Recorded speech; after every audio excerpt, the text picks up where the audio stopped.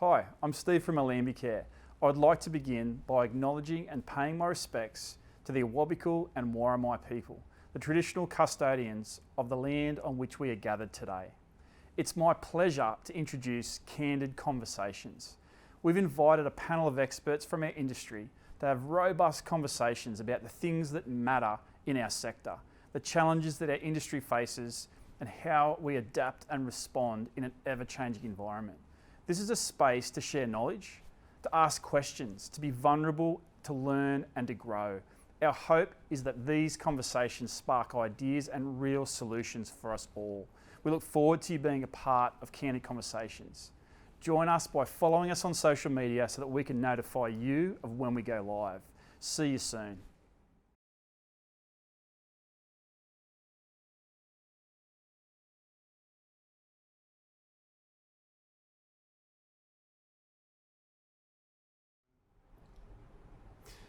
Hi guys, I'm excited to welcome you all to Candid Conversations, episode 1.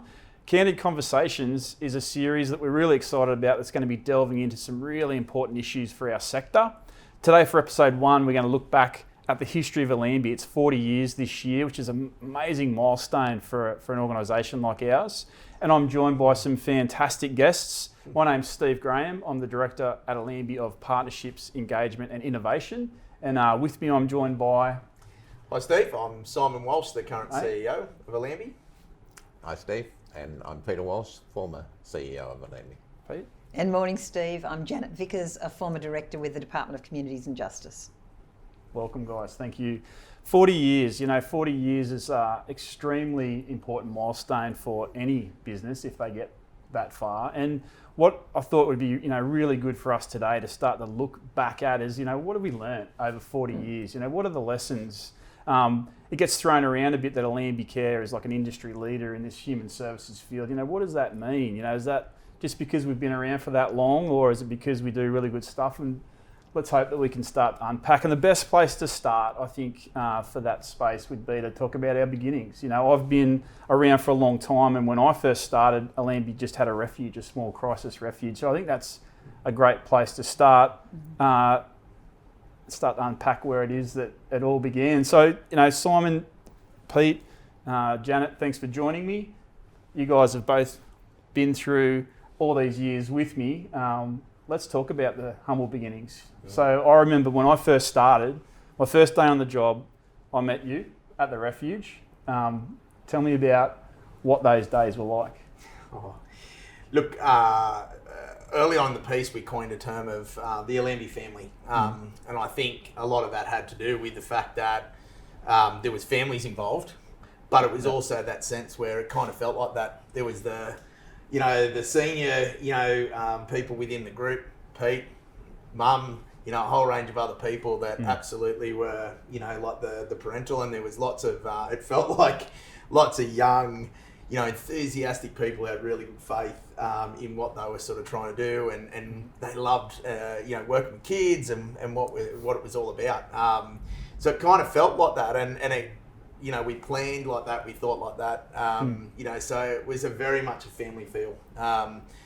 Nothing was really too overly stressful in my experiences, but keep in mind I was the young, enthusiastic, and I didn't have the weight of the organisation like Pete did at that stage. So my early memories were absolutely, extremely, amazingly perfect, basically. Of groups of people, we had the opportunity to do some really good things with kids, and I had nothing but really fond memories. And even working with Janet and her team, for me, I don't know, the world was at our fingers. It didn't seem complicated to some degree, but keep in mind, I played a very different role then. So the refuge, like what was the fundamental reason for that being? Like what was the refuge's role within the community? Yep. So do you want to talk about that, Pete? If you look at the history, how it all occurred, I guess, was that Lake Macquarie Council each year did what's the biggest need in our area. Yeah, gotcha. And for probably about 10 years, youth and homelessness came up on their bandwagon. So the beginning was a group of people from the council and a group of people from Newcastle University getting together and looking, and they kind of came up with this idea of the refuge. At that stage I was working with BHP, and we were closing down a number of mines in the area. One was at Redhead, and they were closing that mine down, and that meant that the manager's cottage or house became available, and so BHP sold that to this group of people to run the refuge for homeless kids. Yeah, That was the original beginning of how it works. It's very unsophisticated, as Simon said, very, very family oriented. I'll pick up on that as well. I did feel like the dad of everyone and all these kids running around doing their thing.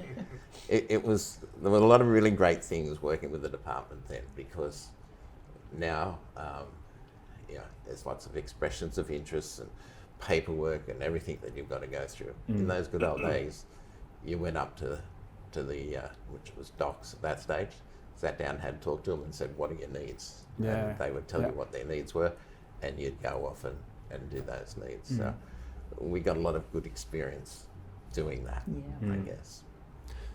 So I know, like in those early days of the refuge, like Allambi started to branch out into what would be later, I guess, understood as residential care. Like it was in its early 2000s, it was in its real infancy in New South Wales in general. Yep.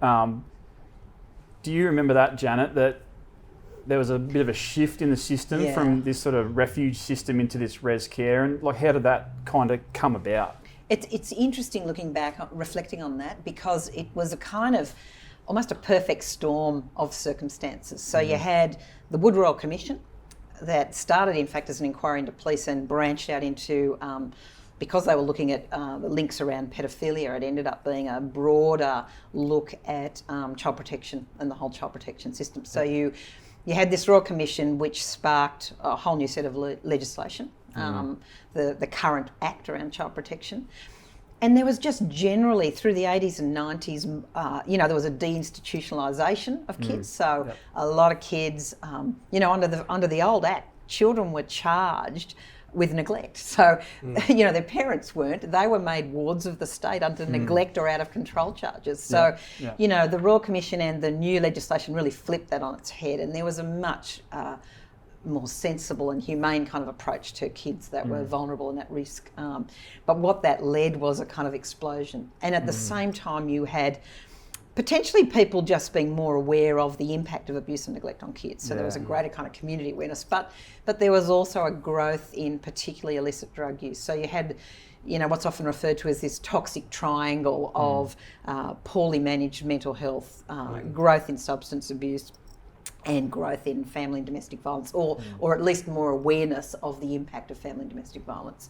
So you had this kind of explosion. The reports that were coming into the newly established helpline were they were flooded. They literally had files this high of work that they hadn't even been able to catalogue. So once the floodgates were open, and kind of took the lid off the kind of underbelly of what was happening with young people. That's what you saw, is this enormous growth in the impact of abuse and neglect, and a recognition that something needed to be done. And so, Pete talked about being unsophisticated. The department was unsophisticated. That's the truth. There was a poor body of evidence around the best interventions, and we were all learning on the go. That's the truth of it. And even in establishing relationships, Pete, you were talking about being able to sit down around a table and talk about what the needs were and how you might set up a service.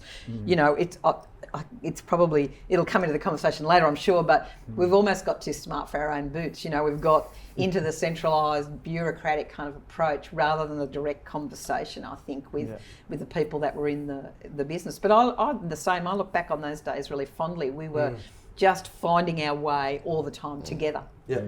Yeah. There was a lot of very sad things that were occurring then too, and I think from our point of view, from a practice point of view, the refuge, when it was set up for 15-year-olds to 17, 18-year-olds. All of a sudden we were getting a lot of younger children, as young as 8 and 9, being referred to the refuge. The refuge is a place where the kids could come and go as long as they were home at the night time, etc. So you had no control over things like education and all those things. So I can remember in the early days meeting 2 little boys, and I think they'd have been about 9 and 10 or 11 maybe. And they knew every refuge, not just in New South Wales, but Queensland.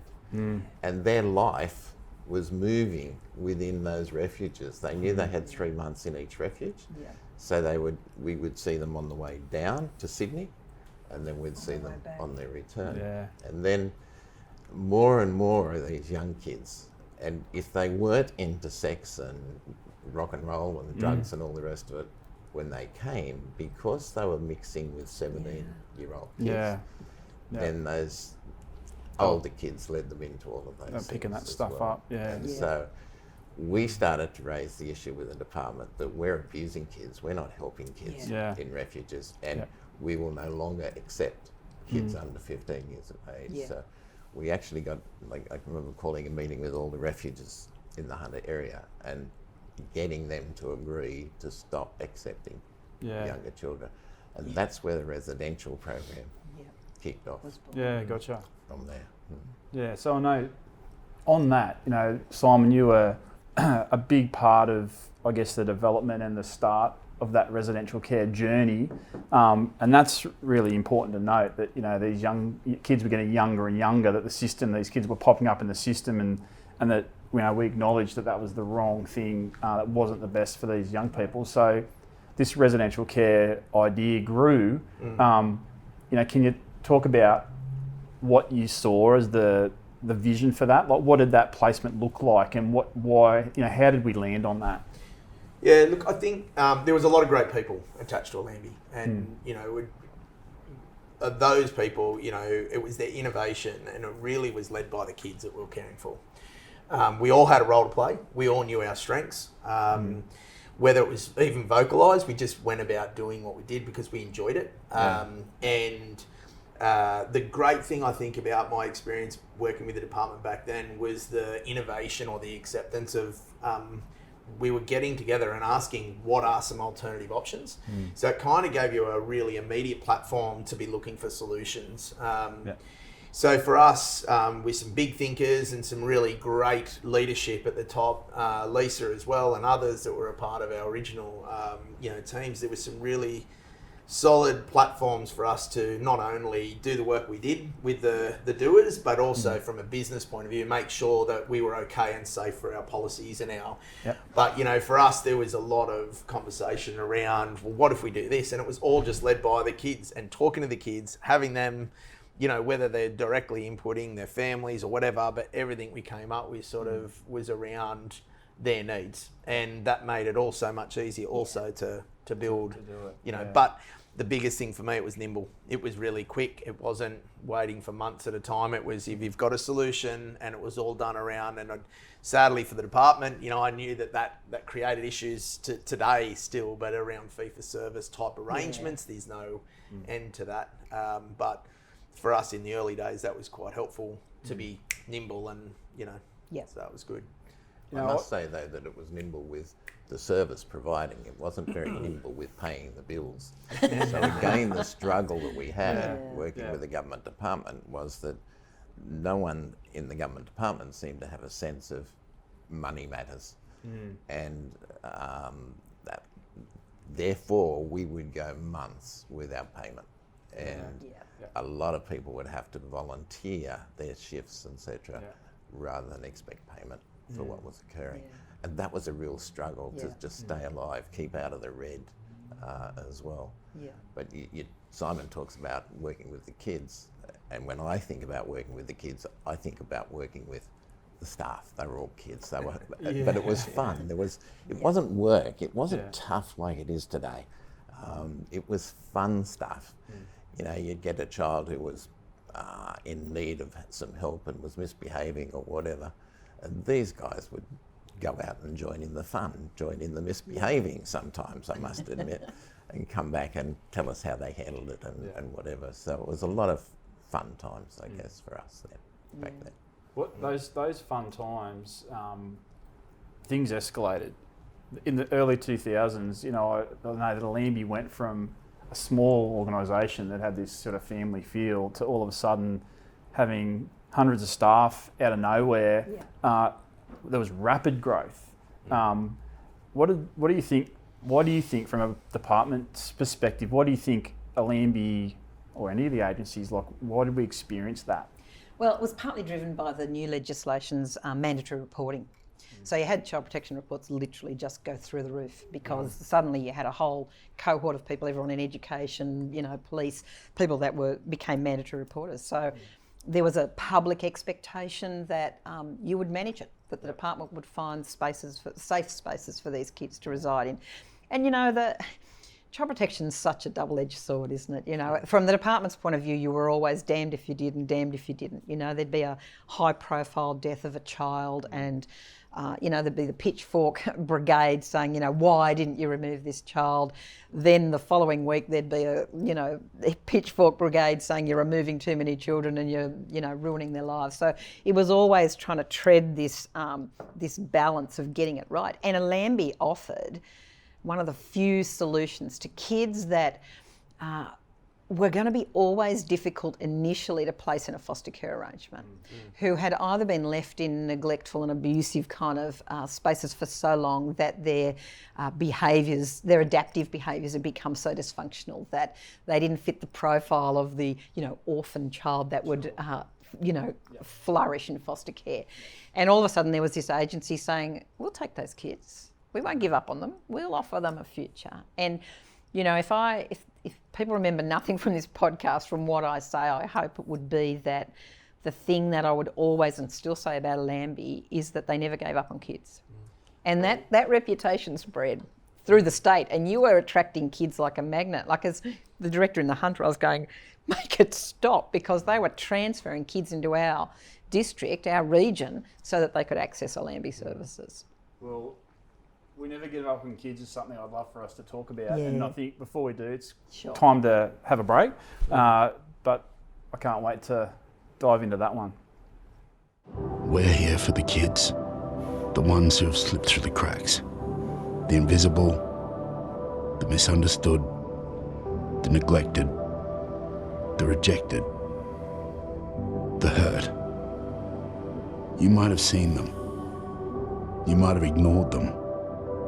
You might have called them troublemakers.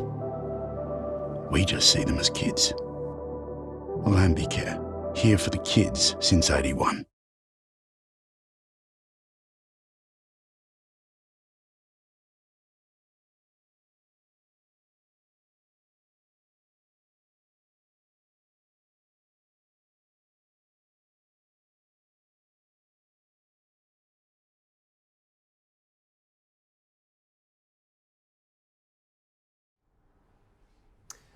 Welcome back. Janet, you mentioned that from the department's perspective, Allambi had this mantra of they just never give up on kids. Yeah. Simon, do you want to tell us a bit about that? Like, do you feel that was an accurate reflection, or is that our thing?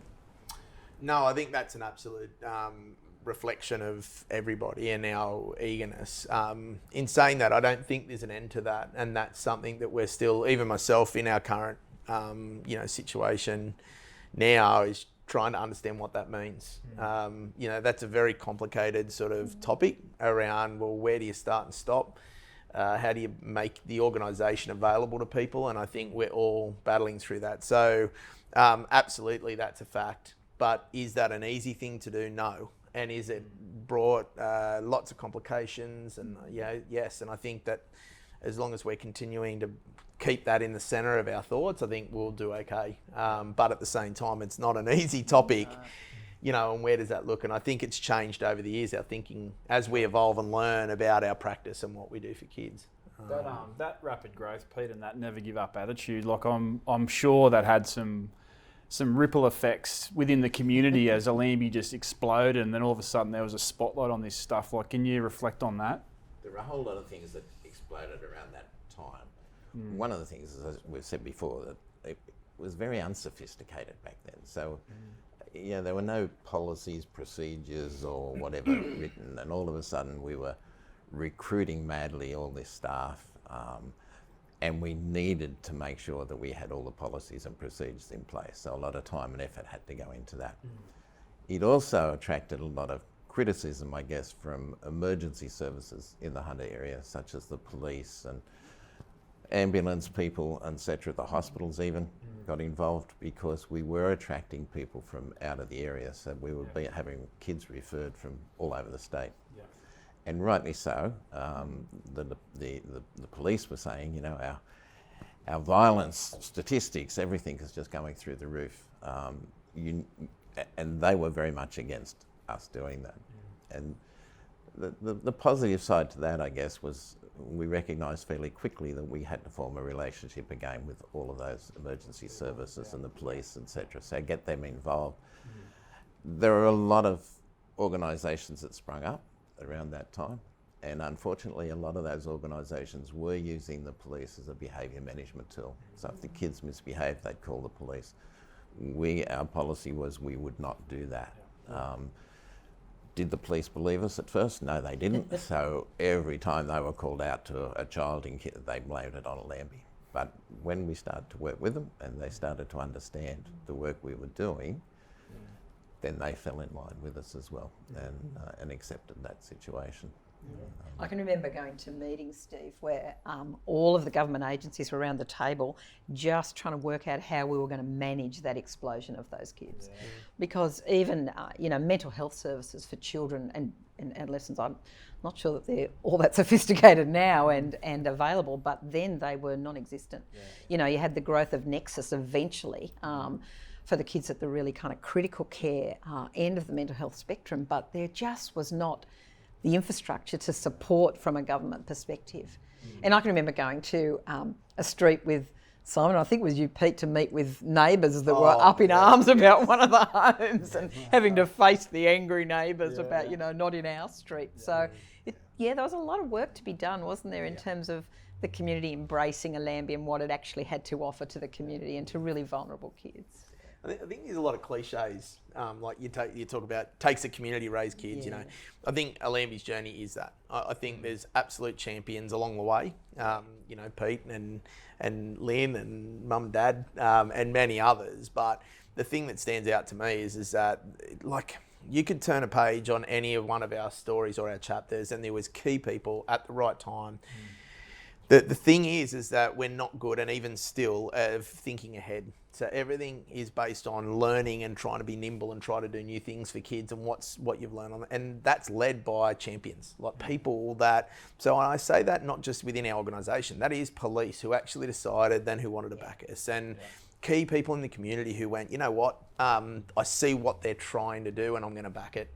So to me, Allambi is a good news story for a community, for Lake Macquarie, Newcastle, and as it's grown, because it really is built off people who weren't generally either paid, it wasn't their job, or it wasn't who put in, and are still doing that today. In the back of my mind, I try and keep that really, really front and centre, because the system generally is playing catch up to innovation of what we can do for kids. There's much to learn, but I think our early days, it taught me a lot. I still remember when you were talking about one of the fondest memories. It taught me a lot, and I try and share this with frontline staff as well. But I was working in the refuge, and I got a phone call from the local police station saying that I had a bunch of kids out at Dubbo, and so no, they're in bed. We had an alarm system. I was onto this thing of youth work, and I went and checked the rooms. I undid the alarms, went down, opened up the room, and sure enough, there was the lumps under the blanket. I'm not waking them up. That's crazy, So shut the door, and again, the police officer said, "No, do you know these names?" I said, "Well, they're the kids I've got, but there's no way." Anyway, sure enough, blankets, pillows underneath the blankets. They'd taken out a whole window frame to beat the alarm. So good. But from my point of view, it was, and it was so many. Every day was a learning curve, and every day you had to be thinking outside the box and care for these and love these kids. And I think that's still the case now. But there's some very humorous things that occurred that I can remember. We had the whole community offside with us where our refuge was located, and they were taking up all kinds of census against us and whatever, and getting the police involved, complaining to the department about us, etc. And every crime that occurred in the community was one of our kids. When we knew that our kids mostly were in the Except house. for when I was on shift. That went on for years, lots and lots of daily complaints. And then the good thing occurred was someone decided they'd open a brothel in that same area. And then all of a sudden the community used the fact that we have young people living here and we don't want a brothel. So they defeated the brothel and they became our friends after that. Indeed, saved by a brothel. That's great. So you mentioned a few times around not being sophisticated. And we've talked about those early days. We kind of just were feeling our way and just doing what was best for kids. At some point between then and now, there's been a level of sophistication required around, understanding what's best practice, etc. Talk to us about the Circle of Courage. Everyone's aware of the Allambi logo. It has this concept of the Circle of Courage. It was it's something that was taken out of a movement, out of a thinking from the US around how to work with kids, and we embraced that. Can you explain how that kind of became a part of Allambi's culture? Yeah, I think I would argue that we were all looking for something. Our work sometimes pushes us to make things more sophisticated than they need to be. The Circle of Courage, starting with belonging, the importance of belonging and being loved and cared for and what that means. And that's quite a deep thing when you pull it apart. But then looking at, mastery and the ability for kids to be able to learn and grow, independence being the next part of being able to make decisions, be a part of their life's journey. Be able to be a part of what they choose that they want to be and, the people they want to associate and making decisions in their life. And the last thing I think, which is life, which is about giving back. Generosity is the last piece, but it is about where do I fit? How do I become meaningful in my community? Again, to me and to all the people that we were attached with, that resonated with what we already believed. So it wasn't a new concept. We were fortunate enough to have Howard Barth, who's working with us today in a different role, but at that time introduced us to Larry Brentro and the work of the Circle of Courage. And as an executive, Brett, Pete, and many others, we were flooded by a training that took place, and then basically it wasn't just the training, it was about how do we infuse this, but what it did is kept things really simple, and it allowed us to sort of communicate our values to our staff, and that allowed that growing piece. Like we talk about how do you grow or how do you, to me that was a key part of that, is being able to have something where you can say, look at this is what we mean by it. Versus saying, oh, you got to sit with Brett, or you got to sit with Pete, or you got to sit with somebody to, it allowed that. I think in the sector it was exciting. Like people, I think other NGOs I know did, but even the department looked at that and went, wow, they've got a framework. They've got word. They can put words to feelings. People, if you asked any child protection worker, what do you want for kids? I want them to feel safe. I want them to belong. I want them to, be able to grow into an independent adult with mastery, all of those things. And suddenly here was this organisation with a pretty simple but sophisticated framework that really breathed life into the value, really. What the heart of it all, what we're all there for. So it was very exciting times. It was so important to have something that we could use to hand on to our staff. Yeah. So in those early days, I actually shared an office with Simon and Brett. A nightmare that was, let me tell you. Okay. But when they would go out to the youth workers, there was a lot of practical hands-on training of those youth workers. And then all of a sudden we had 200 youth workers. How do we get them to work the way we want them to work? And the Circle of Courage really wasn't, it was a framework, but one that we'd probably already been working to be honest. But it gave us that ability to train everyone else so that we all talk the same talk. We're all on the same page, which was good. Yeah, and look, I think the beauty of what you said there is that simple, yet extremely sophisticated in a way that you're working in a sector that was challenging, that people struggle to understand or navigate, and that we're able to adopt that. Like you said, adopt something that was quite simple in its true essence. However, the hope that it gave the sector to a degree that you could put that language around, the work that was being done. And I think it set a benchmark, Steve. I think Yeah. people looked at what Allambi were doing and went, we can't just keep pretending that we can stretch our foster care model to meet the needs of these children, because you had children that were on their 13th, 14th placement breakdown, where they just were skipping across because these organisations just hadn't recognised that you had a cohort of kids that just didn't fit that mould, that were going to need something quite different. And I think you guys really set that mark for people to aspire to. Well, we're going to take a break, but I'd like to talk about that a bit further, because with that benchmark and with that spotlight comes great responsibility for an organisation. So it'd be really great to dive into that. But for now, we're going to take another quick break. Jake is a foster child. This is Kelly and Katrina. They're Jake's foster parents. These are the Allambi Care team, who support foster carers like Kelly and Katrina to make a big difference to a child like Jake. There's an urgent need for foster carers. Please contact our team today.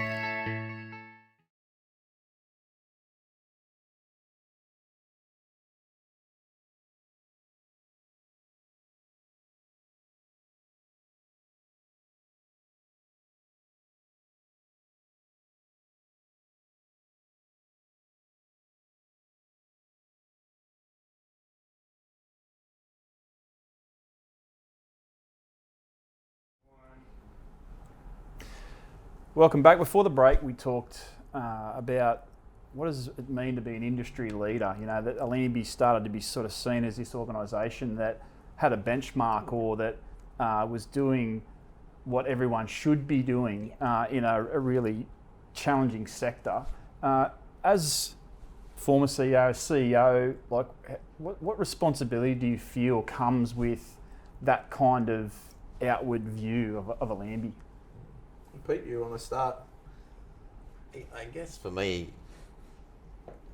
what concerned me the most was that there were a lot of people without any training, any background or whatever, applying to become youth workers in this area. They were good people. And when I look at the start of Allambi, that was probably all of us. None of us had worked in this area. It didn't exist as such. So we all learnt, but the one thing we had was that everyone loved kids, everyone was relational and wanted to work with kids and talk with kids and be with kids and act like a kid with the kids. And my biggest thing when recruiting staff was looking for those people who just hadn't grown up, might be one way of putting it, but had the maturity to make sure where the borders were, where they could go and where they couldn't. I guess the sophistication, and Simon might build on this a little bit, was the need also for good education. You don't have teachers who aren't trained, aren't educated, teaching your kids at school.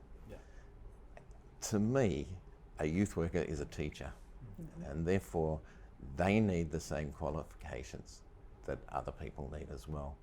So you might like to comment on the diploma and the university thing, and to me that's our greatest growth, the fact that we've introduced the need for people, and then the department got on board with that as well and made it kind of mandatory. But we were already down that track doing that stuff. Yeah, I think the biggest thing for me, I keep saying, like, it needs to be as sophisticated as it needs to be, but not too sophisticated, and delivery of things need to be relational. And, at the heart of what we do, we're very relational practice organisation. So there's a good reason why, you want to choose the people you want to choose to. They've got to be special people working with our kids. The magic happens there. So taking that piece of learning and training and development, I look at my own journey with it. I learned on the job all the way, you don't want to make big mistakes with kids. It's not fair to kids. So definitely we put a lot of emphasis on then trying to share our mistakes, and challenges.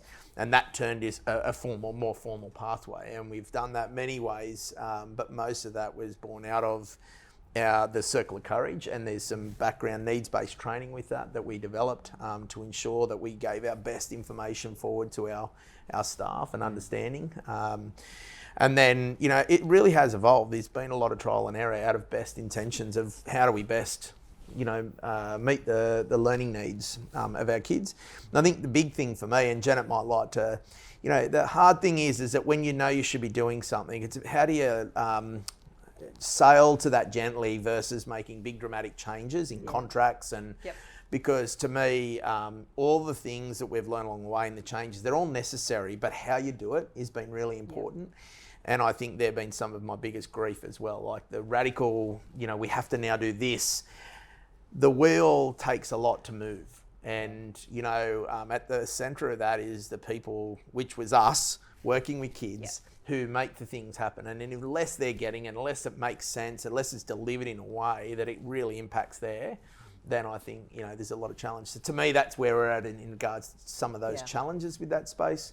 But yeah, learning and development is definitely something we've evolved and continue to. I think there's a lot to be, but it's fraught with lots of challenges, Absolutely. Absolutely. So, I think it's very simple though, when, and those of us that are parents will recognise this very quickly, that your own children want to be like you. Like they get to teenagers and they certainly don't want to be like mum and dad.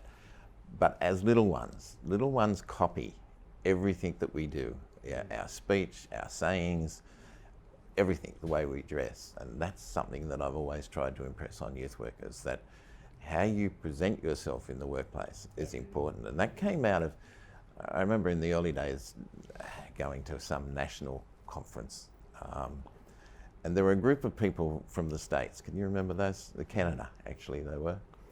And all young people dressed in really good suits and whatever, well behaved, etc. And we assumed that they were all new graduates working for people in Canada.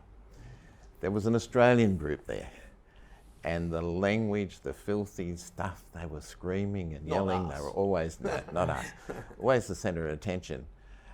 Smoking, swearing, all kinds of way out gear. And that was the youth workers working with the Australian young people. Yeah. And that taught me something very, very clearly, that we had to change that way of working with kids. And so I've always impressed on us that we need, how you work and present with a child, if they like you, they're going to want to be like you. And we've always got to keep that in mind, I think. I think, you're right, it gets complex as it gets more sophisticated, but one of the things I'm most in awe of in terms of what Allambi's doing at the moment is the degree program. I mean, I think for an organisation to invest in its people in the way that you have, and your people are your capital, they're the gold in the bank, aren't they? To say, we're going to sponsor you essentially to lift the level of your qualifications, I think is an extraordinary commitment by the organisation. And hand in hand with that, your research arm. To say, not only do we think we're doing good work, but we've got the courage to test it. We've got the courage now to say, let's start really looking at the data, the outcomes data. And while some people can view that as bureaucratic, you actually, if you're onto something good and you can prove it, then you can grow it. You can be out there selling it. And I think that kind of missionary model, in a sense, that Allambi has right now, to say, we're not saying we're perfect, we're continuing to push ourselves to be better all of the time by investing in our training and learning and research, I think is a mark of maturity of the organisation that if I look back 20, 30 years ago, you guys could never have envisaged, I don't think. But it must make you enormously proud, because it is a level of sophistication that's quite extraordinary. And there's a massive gap in the evidence of what works for kids that need healing, that just need healing. And I don't think that there's an easy answer to what works. Like, I think that changes. Absolutely. Society changes, things change. And that's why you talk about that importance of nimble. Yeah. By the time you set something up, it takes you 3 years. Then on the flip side of that, it's not the same challenges that you're facing. Kids need and families need us to be responsive to what's going on for them and then and there. And that's why we've got to bet on our people, particularly on the front line.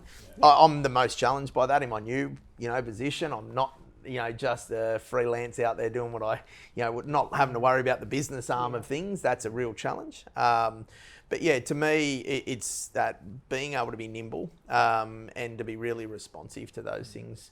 To make sure that we just don't leave our kids, hanging and waiting for us to catch up, or, to me that's really important. But you talk about those degree programs. I just think they are innovative, and that's the challenge for us now, is that we have so many staff and people with innovative ideas. Yeah. The challenge is quite often that there's a financial challenge to those things, and you're kind of saying to everyone with every innovative idea, just hang in there a little bit until we can harness it. prove it or evidence it, so then we can start getting funding or things, So that's the hard part, but I think that's part of the enjoyment too. That's the challenge, it's the grit, that kind of thing. But trying to communicate what you're doing to all your staff, get everyone to keep on the same direction. Wow, I absolutely feel that now more than ever. I feel like your model is I'm using the metaphor of a house, and that notion of home, and it feels to me like the model, the needs-based restorative framework is the house structure, but a home that changes and grows kids is where the heart is. It's what happens inside the house. So the framework is great. It gives you the shelter, it gives you the structure.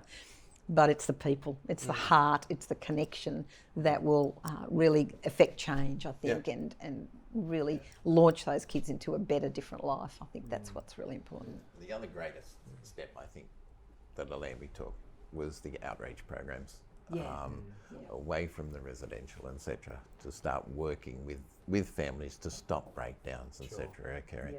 And to me, that's where our focus should be going. In the future. Yeah, I agree. I think, this week alone I would have been sent, just off the back of just emails, conversations, so many different examples where our workers and people are connected into family life. There was a music clip that I was sent of one of our young people, but it was the relationship that he had with the foster carers that was enabling him to be still doing all that work. And I was talking to a couple of staff about some of our challenges this week around staffing and all the challenges that we constantly have. Those people, it's such hard topics and conversations. They've been with us up to close to 20 years now on the front line. Now, in our industry, the turnover is, 18 months or, 12 months, not that kind of time. They're incredible people that are, the magic every day. But it's an incredible organisation. I mean, people stay for a reason, Simon. That's the thing. It's not just that they're good people. They can be good people in other organisations. They stay with Allambi because Allambi offers something special. I think it's really important. We're talking 20 years, it's our 40 year. We're going to wrap up shortly and just talk a touch about the future. We're going to take a quick break before we do that. We dive into that and sort of wrap up with, where to from here for Allambi Care. Somehow my voice is too distant to hear, and no one is listening in. And I see your red lips for the troubles that we know. And I see your red lips.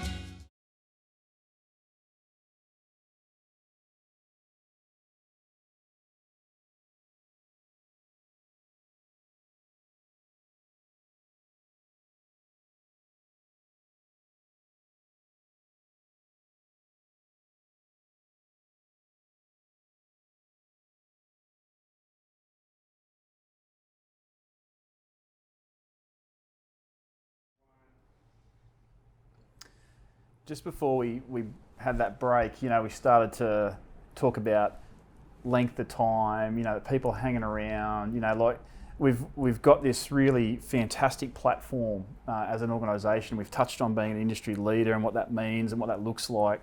So as we start to wrap up, I'd love to just get some takeaways from each of you guys just about future. What do we think that the future looks like?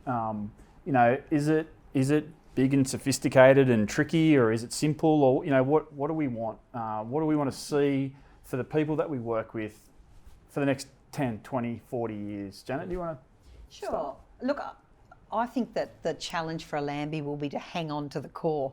The world will change around you. Governments come and go, policy changes, but you're onto something.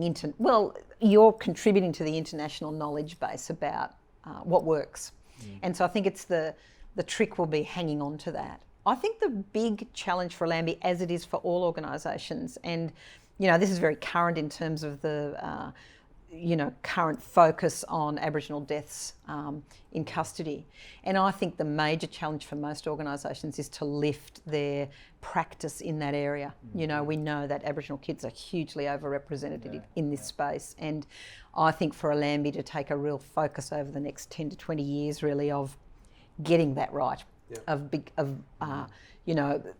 being culturally sensitive and appropriate and providing a real safety net for those kids and reaching outside the organisation into other Aboriginal organisations and listening and learning from them, connecting those children back to their people, back to land.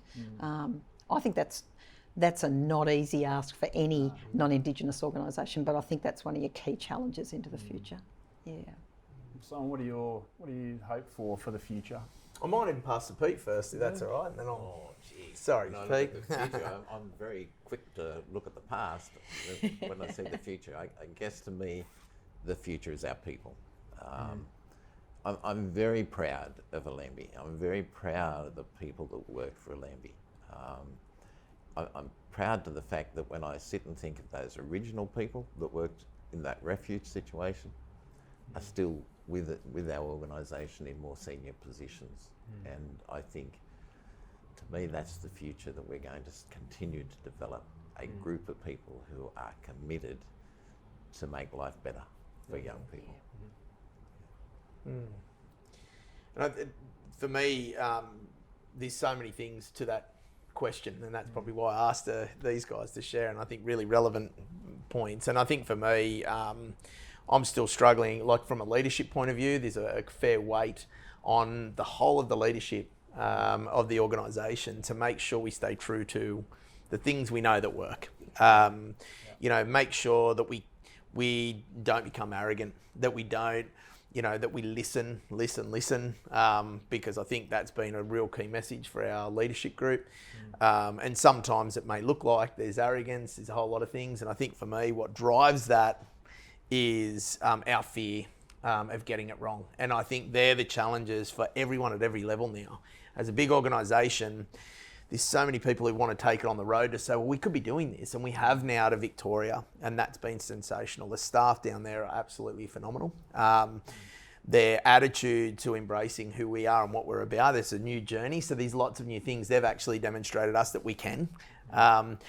So these things as a leader and as a leadership group, we need to question ourselves about what it is that we've got to push our limits in our thinking. Ultimately, at the end of the day, Brett talks about it a lot. We think we got something to offer kids, we should be offering it.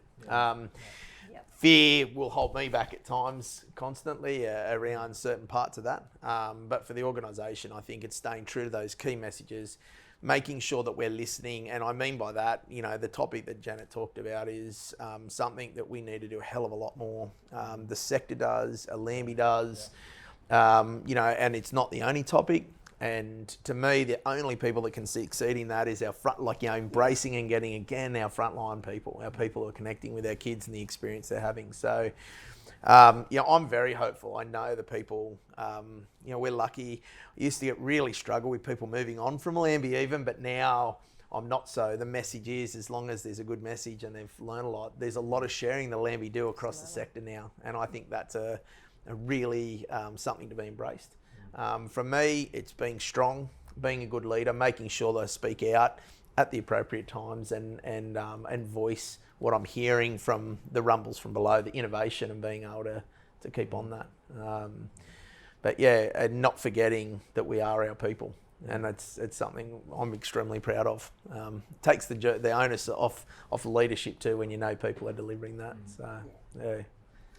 Well, look, I just want to thank you guys for being a part of our first episode. We could sit here and talk all day. It was just fascinating to listen to your little takeaways on those different things, and it's exciting to talk about where we come from. 40 years is that important number. It's a big deal, and to talk about the stuff that matters for the organisation and what that looks like into the future is not overly complicated. It's just investing in our people and doing the right thing by kids, and that seems like, from what we've talked about, that's been the consistent thing from the start. to now, you know, even though we're bigger and do all these things that we could talk about for hours, at the key core of all that stuff is that takeaway, and it's you know, it's really great. So now I just want to thank you guys for tuning in to our first episode of Candid Conversations, and you know, wow, if this is the sort of stuff we're going to be doing into this series, it's going to be a watch this space, you know, really exciting to delve into people's experiences and about things that matter for kids and for our sector. So thanks for tuning in. See you next time.